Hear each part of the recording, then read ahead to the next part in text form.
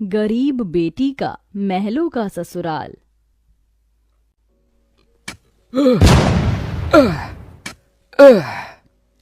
तपती धूप में वह गरीब किसान खेतों में फावड़ा चला रहा था। उसके माथे से तर तर पसीना बहे जा रहा था। तभी गंगा गमछा उठाकर पिता का पसीना पोंछती है। बाबा, आपके माथे से कितना पसीना बह रहा है, आप थक भी गए हैं, थोड़ी देर आराम कर लो, फावड़ा मुझे दो। गंगा को खेत में फावड़ा चलाते देख सेवक राम की आंख भर आती है। मेरी गरीब बेटी के जिन हाथों में मेहंदी लगनी थी, उन्हीं नाजुक हाथों से मेरी गंगा सख्त फावड़ा चला रही है। तू एक गरीब की बेटी को ही ऐसा भाग्य देकर क्यों भेजता है भगवान? एक गरीब के जीवन की सबसे बड़ी दुविधा बेटी को ब्याहना होता है। ये कहानी है ऐसे ही किसान सेवक राम की, जो बड़ा गरीब है। उसकी दो बेटी गंगा और अंजू हैं। यूं तो सेवक राम ने गंगा के लिए कई रिश्ते ढूंढे, मगर भला एक गरीब की बेटी का हाथ कौन थामना चाहता है। किसी तरह से उनका जीवन कट रहा था। सेवक राम, उसकी बूढ़ी पत्नी जानकी और दोनों बेटी सारा दिन तपती धूप में खेत में काम करते रहे। शाम को खेत का मालिक ब्रिज वहां आया। अरे ओ सेवक राम, सारा खेत जोत दिया? जी ब्रिज बाबू, खेत भी जोत दिया और बीज भी बो दिया। ये ले, तेरे परिवार की आज की दिहाड़ी 250 रुपए। ये क्या मालिक, आप पैसे तो कम दे रहे हैं। पहले मेरी अकेले की दिहाड़ी आप मुझे 200 रुपए देते थे, फिर घटाकर 100 रुपए कर दिया और फिर सीधे 70 रुपए कर दिया, और उसमें भी पूरे पैसे नहीं दे रहे हैं। मैं, मेरी दोनों बेटी और पत्नी को मिलाकर हम कुल 4 जन आज खेत में दिन भर जर मर कर खटे हैं। अरे 30 रुपए ही तो कम है, उसमें क्या तू खरीद लेगा? है एक एक रुपया भी मेहनत से कमाना पड़ता है मालिक। फिर ब्रिज बाकी के 30 रुपए भी सेवक राम को दे देता है, जिसके बाद वह अपनी मढ़ई में आ जाते हैं और गंगा सबको खाना बनाकर खिलाती है और एक फटे गुदरी पर पूरा परिवार जमीन पर लेट जाता है। मगर एक पिता होते हुए सेवक राम चिंता में सो भी नहीं पाता। वह रात भर आंसुओं से बिछौना भिगोता है। अजी, आप अभी तक जाग रहे हैं? जिसके घर में जवान बेटी ब्याहने को हो, वो कैसे सोए? जाने मेरी गरीब बेटी के भाग्य में क्या लिखा है।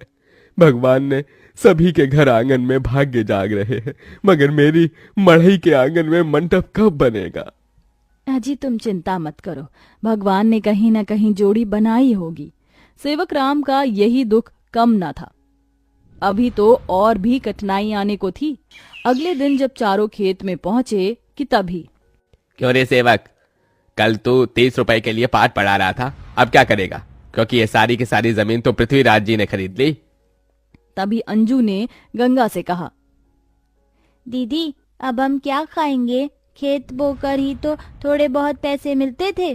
सेवक राम अपने परिवार को लेकर लौट आया। वह दिन रात चिंता में गलने लगा। ऐसे घर कैसे चलेगा प्रभु? कैसे होगी गंगा की शादी? और शादी नहीं हुई तो लोग मेरी गंगा को जाने क्या क्या नाम देंगे, क्या क्या ठहराएंगे जानकी। मैं काम ढूंढने जा रहा हूँ। बाबा, मैं भी आपके संग चलूंगी। दोनों काम ढूंढते एक बड़े से मिल में आए, जहां शिव नाम का एक नौजवान गरीब मजदूर भी काम कर रहा था। जहां मजदूर राशन की बोरी भरी मालगाड़ी खींच रहे। सेवक राम ने काम मांगा, दोनों को काम मिल गया। गंगा अपने पिता की बराबरी में काम करती। तपती धूप से अक्सर उसके पांव और हाथ में मालगाड़ी खींचने से छाले से पड़ जाते, तो वहीं घर आकर वह अपनी माँ का हाथ बटाती। आप ही अपनी चक्की पीसती, कड़ी धूप में सड़कों से गोबर बीन कर लाती, उपले बनाती। एक दिन मालगाड़ी खींचते वक्त शिव उसकी मदद करता है। काका, क्या मैं आप दोनों के साथ खाना खा सकता हूँ? बड़ी भूख लगी है और मैं खाना भी नहीं लाया। हाँ बेटा, आओ ना। ये कहते हुए गरीब गंगा अपने प्याज और रोटी में से उसे भी देती है और हिचक से भरकर कहती है, माफ कीजिएगा, आपको खिलाने के लिए हमारे पास कोई पूरी पकवान तो नहीं है, जो है यही खा लीजिए। शिव वह रूखा सूखा भी हंसकर खाने लगा। अब अक्सर शिव उनकी मदद कर देता। उसकी अच्छाई गंगा के मन को भाने लगी और एक दिन शिव ने कहा, काका, अगर आप मुझे इस काबिल समझे तो मैं आपकी बेटी का हाथ थामना चाहता हूँ। बेटा, मेरी गरीब बेटी को तुम जैसा मेहनती जीवन साथी मिलेगा। मुझे तुम पसंद हो बेटा। गरीब सेवक राम की दिली इच्छा तो थी कि गंगा को बड़ा और अच्छा घर द्वार मिले, मगर उसके मन में शिव को लेकर भी एक संतोष था। मगर सेवक राम ने जो कभी सोचा भी नहीं था, अगले दिन वो हुआ। कई बड़ी गाड़ियां लाइन से उसके चौखट पर आईं और शगुन से भरी थालियों के साथ शिव अपने परिवार के संग उनके घर आया। उनके महंगे कपड़े लत्ते देख एकदम महलों में रहने वालों से थे। शिव के संग उसके माता पिता पृथ्वीराज, वसुंधरा और बहन योगिता थी। अंजू ने उन्हें देख तपाक से बोला, अरे बाप रे, ये तो राजा महाराज जैसे लगते हैं। अजी, आपने तो कहा था शिव गरीब घर का लड़का है। शिव बेटा, ये सब क्या है? यही मेरी सच्चाई है काका। माफ कीजिएगा, मैं मजदूर या गरीब नहीं था, बल्कि महलों का बेटा हूँ। मगर मुझे एक ऐसा जीवन साथी की खोज थी जो मेरा धन दौलत देखकर मुझे ना अपनाए। इसलिए मैं उसे ही ढूंढने के लिए ये जीवन जी रहा था। जिसने मुझे मेरी गरीबी के संग स्वीकारा वो गंगा थी। इसलिए मेरे महलों की दुल्हन गंगा होगी। गंगा बनोगी मेरे महलों की बहू और मेरे बेटे की दुल्हन? अपनी गरीब बेटी के लिए महलों से आया रिश्ता देखकर सेवक राम बड़ा रोया। भगवान, तूने मेरी फटी झोली में इतनी खुशियां डाल दी। मेरी बेटी महलों की दुल्हन बनेगी। हर बाप चाहता है कि वो अपनी बेटी का हाथ जिसके हाथ में दे वो उसे रानी बनाकर रखे। अब मेरी बेटी सचमुच में महलों की रानी बनेगी।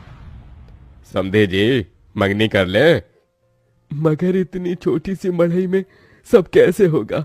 ये तो टूटी फूटी है, आप लोगों के खड़े होने लायक भी नहीं है। मगर इस मढ़ई में आप जितने दिलदार लोग रहते हैं तो ये महलों से बढ़कर है। इसके बाद सेवक राम के छोटे से मढ़ई में उसकी गरीब बेटी की मंगनी होती है, जहां और थोड़े दिन के बाद बड़े ही धूमधाम के साथ गंगा की शादी होती है, जहां वह मंडप में मन ही मन कहती है, हे गौरी मैया, आपका धन्यवाद जो आपने मुझको मनचाहा वर दिया। इसके बाद गंगा विदा होकर अपने महलों के ससुराल में आ जाती है, जो दुल्हन के जैसा सजा हुआ होता है, जहां कई नौकर चाकर शाही अंदाज में उसके स्वागत में खड़े थे। तभी महंगे से लहंगे में ननद योगिता ने कहा, आइए भाभी, आपके महलों के ससुराल में आपका स्वागत है। जैसे ही योगिता गाड़ी से उतरती है, तभी नौकर चाकर थाली में फूल लिए खड़े उसके स्वागत में फूल बिछाए जाते हैं।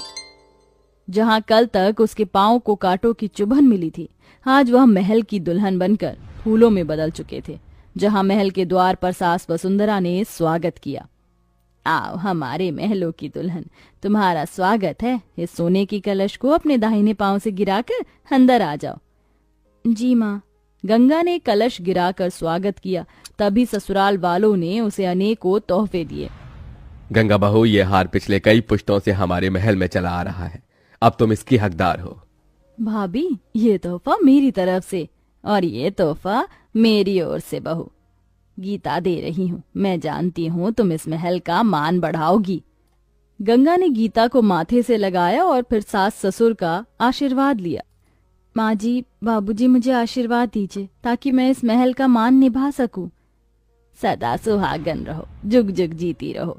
फिर गंगा विदाई में दिए अपनी गठरी को संग लिए शिव के साथ कमरे में आ गई, जहां आलीशान बड़ा कमरा, ऐशो मखमल का बिछौना और सब कुछ था, जिसे उस गरीब दुल्हन की आंखें देखती रह गईं। कैसा लग रहा है महलों के ससुराल में आकर? खुशी से गंगा की आंखें भर आईं। उसने कहा, यकीन नहीं होता, भगवान ने एक बार में ही इतनी खुशी दे दी। शिव, सब एक सपने जैसा लग रहा है। अब यही तुम्हारी दुनिया है। उस रोज जमीन पर सोने वाली गंगा मखमल के बिछौने पर सोई।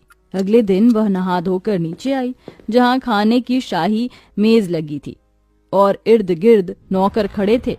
बहू, बैठो, खाना खाओ। तभी नौकर ने गंगा को खाना परोसा।